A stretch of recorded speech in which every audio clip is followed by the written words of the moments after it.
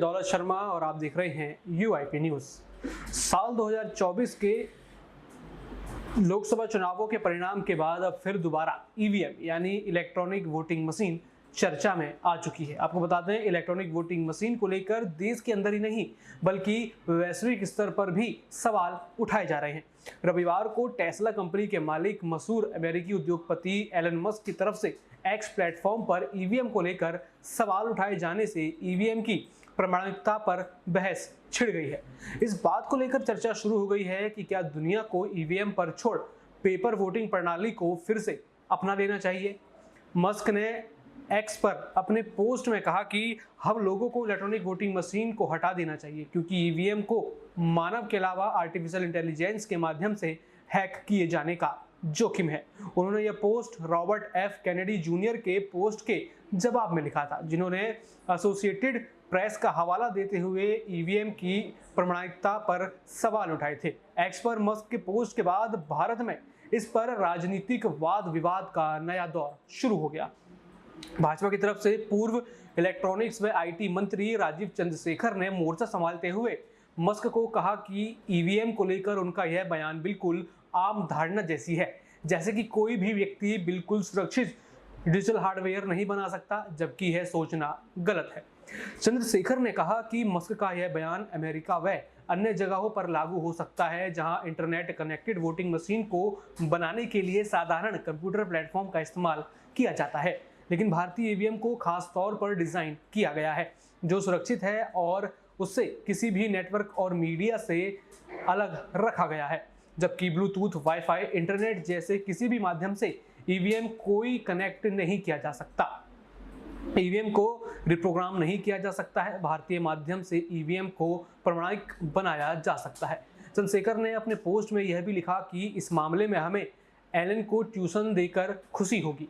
Musk की टिप्पणी पर भाजपा नेता के जवाबी पोस्ट के बाद ईवीएम को लेकर लगातार चुनाव आयोग और सरकार को निशाना बनाते रहे विपक्षी दलों ने इस विवाद को फिर से हवा देने की शुरुआत कर दी।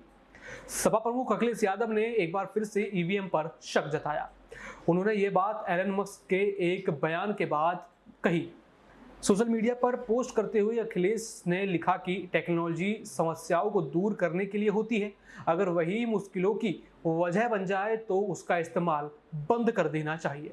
आज जब विश्व के कई चुनावों में ईवीएम को लेकर गड़बड़ी की आशंका जाहिर की जा रही है और दुनिया के जाने माने टेक्नोलॉजी एक्सपर्ट ईवीएम में हेरा फेरी के खतरे की ओर खुलेआम लिख रहे हैं, तो फिर ईवीएम के इस्तेमाल की जिद के पीछे की वजह क्या है, ये बात भाजपा ही साफ करे। आगामी सभी चुनाव बैलेट पेपर से कराने की अपनी मांग को हम फिर दोहराते हैं। दिग्गज कंपनी टेस्ला और सोशल मीडिया साइट एक्स के सीईओ एलन मस्क ने एक्स पर एक पोस्ट लिखा कि हमें इलेक्ट्रॉनिक वोटिंग मशीन को चुनावी प्रक्रिया से हटा देना चाहिए क्योंकि इसे इंसानों और एआई के जरिए हैक किए जाने की संभावना कम होने के बावजूद कुछ हद तक है। एलन मस्क की बात पर राहुल गांधी ने भी अपनी प्रतिक्रिया दी है। राहुल गांधी ने कहा कि भाजपा में ईवीएम एक ब्लैक बॉक्स की तरह है जिसकी जांच करने की अनुमति किसी को भी नहीं है। कांग्रेस नेता ने इस बात पर जोर देते हुए कहा कि जब हमारे देश की चुनावी प्रक्रिया के पारदर्शिता पर गंभीर सवाल खड़े हो रहे हैं। राहुल गांधी ने आगे कहा कि जब संस्थाओं में जवाबदेही की कमी होती है तो लोकतंत्र एक दिखावा बन जाता है और धोखाधड़ी का शिकार हो जाता है। राहुल ने एलन मस्क और मीडिया रिपोर्ट्स का दिया हवाला। कांग्रेस नेता ने कुछ मीडिया रिपोर्ट्स को टैग भी उसमें किया जिसमें यह दावा किया गया कि मुंबई के उत्तर पश्चिमी लोकसभा सीट से मात्र 48 वोटों से चुनाव जीतने वाले शिवसेना उम्मीदवार के एक रिश्तेदार के पास एक फोन था जिससे ईवीएम ऑनलाइन हो जाता है। राहुल गांधी ने टेस्ला और सोशल मीडिया साइट एक्स के सीईओ एलन मस्क के उस पोस्ट को भी टैग किया जिसमें एलन मस्क ने लिखा कि हमें इलेक्ट्रॉनिक वोटिंग मशीन को खत्म कर देना चाहिए।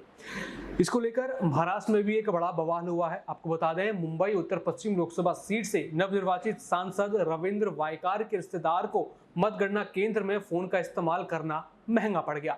इस संबंध में पुलिस ने वायकर के रिश्तेदार के खिलाफ मामला दर्ज किया है। वनराई पुलिस थाने के अधिकारी ने बताया कि रविंद्र वायकर के रिश्तेदार मंगेश पंडिलकर के खिलाफ गोरेगांव में 4 जून को आप चुनावों के नतीजे की घोषणा के समय मतगणना केंद्र के अंदर कथित तौर पर फोन का इस्तेमाल करने पर बुधवार को मामला दर्ज किया गया। वनराई पुलिस की जांच में खुलासा हुआ कि मंगेश पिंडेलकर फोन ईवीएम मशीन से जुड़े फोन का इस्तेमाल कर रहे थे। पुलिस ने आगे कहा कि इस मोबाइल फोन का इस्तेमाल ईवीएम मशीन को अनलॉक करने वाले ओटीपी को जनरेट करने के लिए किया गया था। वनराई पुलिस ने चुनाव आयोग के मतदान कर्मी दिनेश गौरव के साथ मंगेश पंडिकल को CTPC 41A के तहत नोटिस भेजा है और फोरेंसिक लैब के लिए भी इस फोन को भेज दिया गया। इसी के साथ ही आपको बता दें, पुलिस ने मोबाइल फोन को फोरेंसिक लैब भेज दिया है ताकि फोन का डेटा मिल सके। साथ ही फोन पर मौजूद फिंगरप्रिंट भी लिए जा रहे हैं। पुलिस अधिकारियों के अनुसार यह घटना 4 जून को मुंबई उत्तर पश्चिमी लोकसभा निर्वाचन क्षेत्र के लिए वोटों की गिनती के दौरान नेस्को केंद्र पर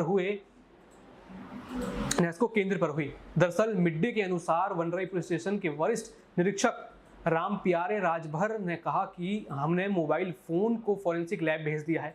उन्होंने कहा कि हम यह भी जांच कर रहे हैं कि मोबाइल फोन का इस्तेमाल किसी और कारण से तो नहीं किया गया था। हमने अन्य उम्मीदवारों के बयान दर्ज कर लिए हैं और आरोपी मंगेश पंडिलकर और मतदान कर्मी दिनेश गौरव को नोटिस भेजा गया है। उन्हें जांच के लिए पुलिस स्टेशन आना होगा। अभी तक वो जांच में सहयोग कर रहे हैं, लेकिन अगर वो सहयोग नहीं करते तो हम गिरफ्तारी वारंट जारी कर देंगे। वहीं एक अन्य पुलिस अधिकारी ने कहा कि हम नेस्को केंद्र के CCTV कैमरों की जांच कर रहे हैं कि मोबाइल फोन किसने सप्लाई किया। साथ ही यह भी पता लगाया जा रहा है कि क्या मामले में और भी आरोपी शामिल हैं। बता दें, मतदान कर्मी दिनेश गौरव की शिकायत पर मंगेश पांडिलकर के खिलाफ मामला दर्ज किया गया है। एक निर्दलीय उम्मीदवार ने मतगणना केंद्र पर मोबाइल फोन पर प्रतिबंध के बावजूद पांडिलकर को मोबाइल फोन का इस्तेमाल करते हुए देखा और निर्वाचन अधिकारी को इसकी जानकारी दी। इसके बाद निर्वाचन अधिकारी ने वनराई पुलिस से संपर्क किया। आपको बता दें, इस पर प्रियंका चतुर्वेदी ने भी एक बड़ा हमला बोला है।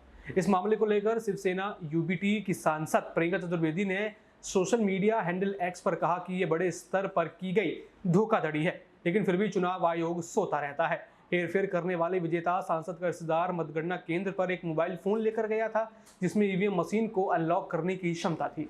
अगर ECI ने इसमें हस्तक्षेप नहीं किया तो चंडीगढ़ मेयर चुनाव के बाद सबसे बड़ा चुनाव रिजल्ट होगा और यह लड़ाई अदालत में जाएगी। इस बेशर्मी की सजा मिलनी चाहिए।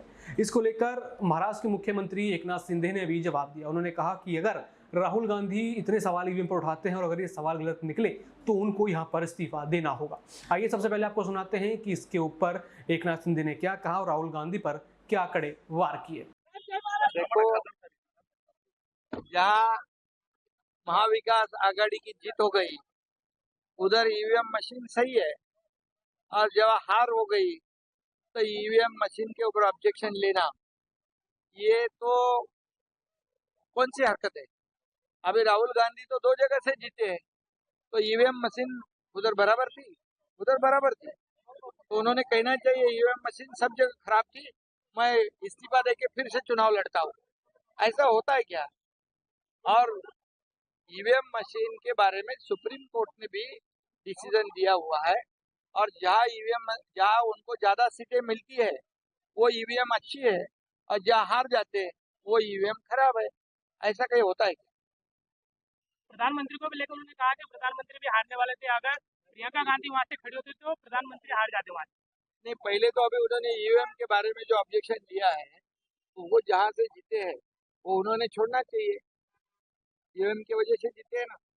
तो आपने सुना, ये ईवीएम यानी इलेक्ट्रॉनिक वोटिंग मशीन की जो बहस है, जो लग रहा था कि चुनाव नतीजों के समय होगी, लेकिन इसकी चर्चा अब चुनाव के बाद हो रही है। देश के साथ साथ वैश्विक स्तर पर अब इस पे सवाल उठने लगे हैं। तो देखना होगा कि मुंबई की इस लोकसभा सीट पर और क्या निकल कर सामने आएगा और किस तरीके से राहुल गांधी इस मुद्दे को अब और आगे रखते हुए नजर आएंगे, किस तरीके से ये चीजें होंगी और यहाँ पर ईवीएम को लेकर अभी मसला कितना और उलझेगा।